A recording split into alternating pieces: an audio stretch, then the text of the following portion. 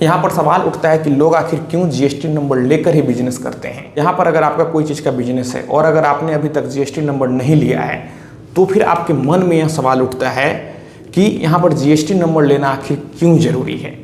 तो आज की इस वीडियो में मैं इसी चीज़ को क्लियर करने वाला हूँ। तो दोस्तों, इसे जानने के लिए आप इस वीडियो में अंत तक बने रहें और अगर आप मेरे चैनल पर नए हैं तो फिर चैनल को सब्सक्राइब करके बेल आइकन को भी प्रेस कर लीजिए, ताकि मैं जब भी कोई ऐसी इन्फॉर्मेटिव वीडियो आप लोग के लिए अपलोड करूं तो फिर आप लोग को इस वीडियो की नोटिफिकेशन मिल सके। यहाँ पर सबसे पहले अगर आप जीएसटी में रजिस्ट्रेशन करा लेते हैं तो एक लीगल सर्टिफिकेट आपके पास हो जाता है। अगर आपका प्रोप्राइटरशिप फॉर्म है, पार्टनरशिप फॉर्म है, अगर आपने कोई दूसरा रजिस्ट्रेशन अभी तक नहीं करवाया है लेकिन अगर जीएसटी सर्टिफिकेट ले लिया है, उसे भी एक सर्टिफिकेट माना जाता है और वह पूरी तरीके से वैलिड होता है। आप यहाँ पर उसके आधार पर बैंक में अपने फर्म के नाम से करेंट अकाउंट ओपन आसानी से करा सकते हैं। तो पहला बेनिफिट यह मिलता है।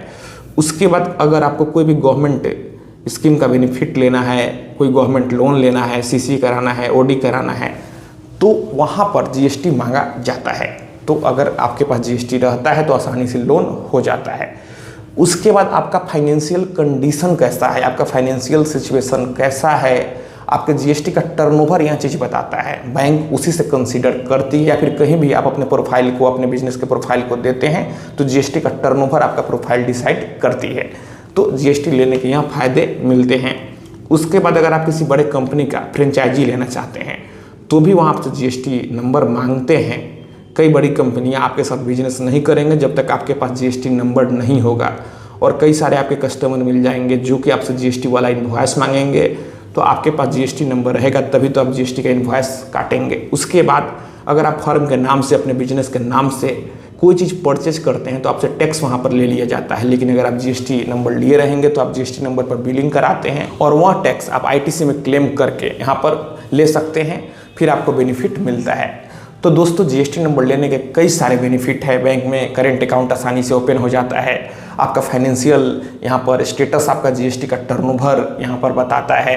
आप बड़े बड़े कंपनियों के साथ टाई अप होकर काम कर सकते हैं, उनका फ्रेंचाइजी ले सकते हैं, आपके बड़े बड़े कस्टमर बन सकते हैं। आपका मार्केट में यहाँ पर वैल्यू बढ़ता है क्योंकि आपके पास जीएसटी नंबर होता है।